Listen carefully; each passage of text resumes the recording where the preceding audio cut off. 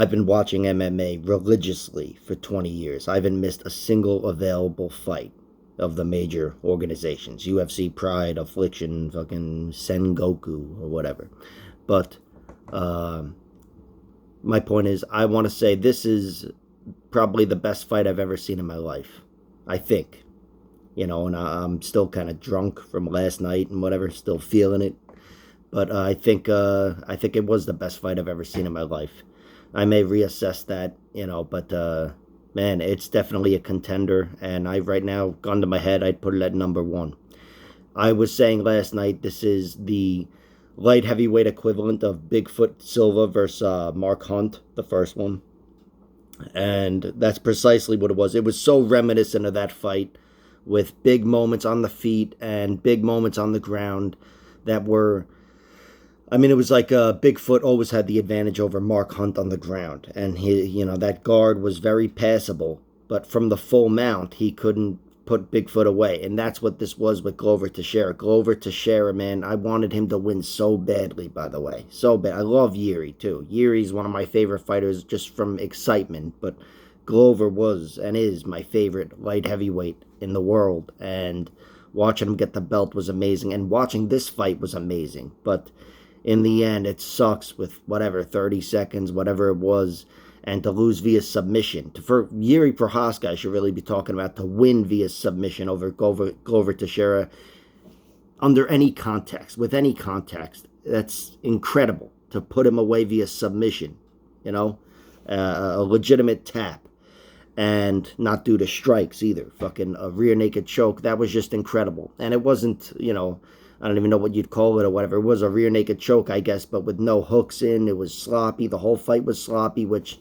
that's another thing I'll address in a minute. But Jiri Prohaska winning that fight via submission, especially in round 5, that's probably the last outcome I expected. A lot of times what I'll do when I want to bet, what I always bet on fights, but how I'll break down a fight is who's most likely to win via knockout, decision, or submission.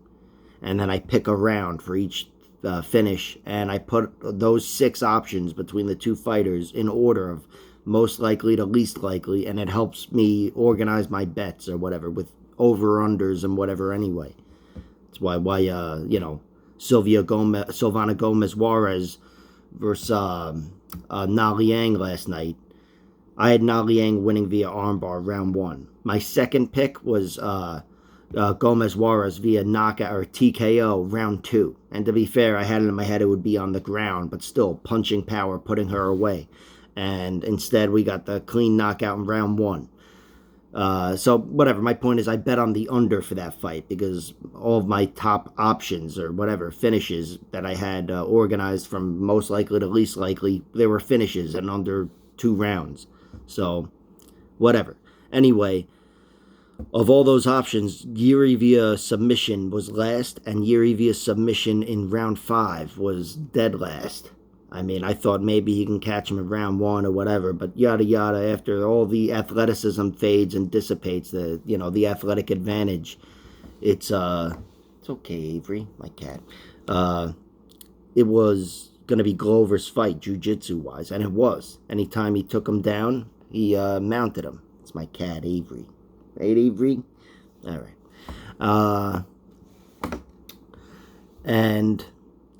Yeah, for that fight to play out like that was incredible. Now I'm going to address the sloppiness, which that's a critique this fight's gotten, that it was so sloppy. Fights are sloppy. Not all of them. Sometimes it's laser precision and whatever. It's Valentina Shevchenko. You'll rarely see her in a sloppy fight, although last night was kind of sloppy for her. But still, she's a precision striker and very tight grappler. Glover Teixeira is very skilled everywhere, but Jiri Prohaska is one of those guys where it's just he had a serious disadvantage wrestling-wise. I don't know Glover's takedown percentage, but there were a lot of times where he just grabbed a single, and before you knew it, Glover was on top and in the mount. That's the other thing, too. Glover's jiu-jitsu is just, it's the best in the light heavyweight division. I know he was just submitted last night, but still, when you watch him effortlessly mount, everybody's beaten pretty much. aside from like Ryan Bader. He's mounted them. He passes that guard. He cuts right through it, and he was winning that fight. He took over that fight. I think he had to overcome Jiri's athletic advantage on the feet until he got that first takedown, and then he got that first takedown early in round one, got the mount, and I thought, oh, this is Glover's fight, and pretty much it was. But at the end, he had just taken too much, and Jiri, I think Jiri took more punishment, a lot more punishment on the feet and on the ground. But that guy has the heart of a lion.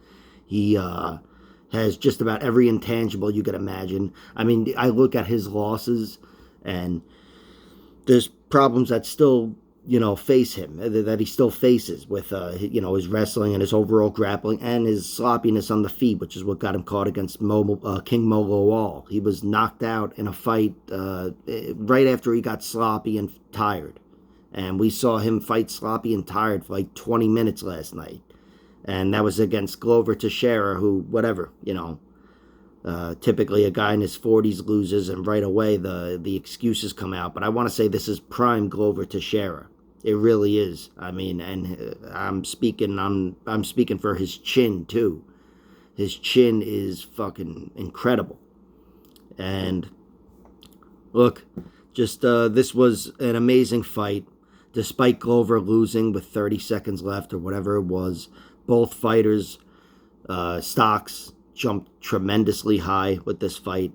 I think Jiri, even though he's certainly beatable, as we saw last night, he was losing on all three judges' cards, I think, or at least two judges, 3-1. Maybe the other one had a 2-2.